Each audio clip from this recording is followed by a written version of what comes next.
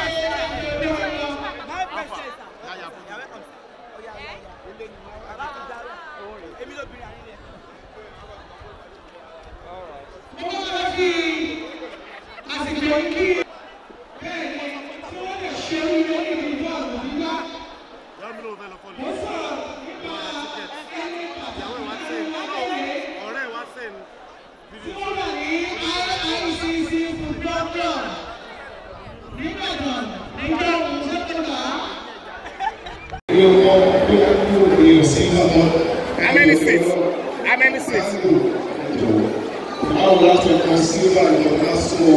How many seats? How many seats? Please.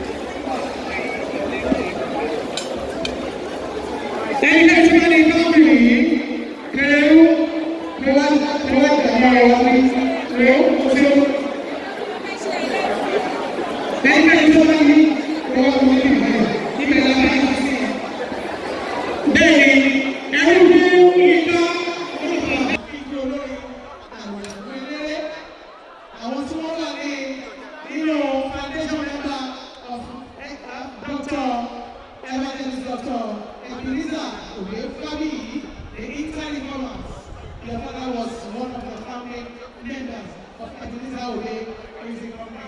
You are welcome to show your family. Baba Balogun, Alhaji Rafiu Balogun is also in our midst. We welcome you, sir. We recognize you. We do everything, sir. Tega Okuala is also one of our own. We recognize you. We really appreciate you. Hello, Adeyemi. I recognize you once again.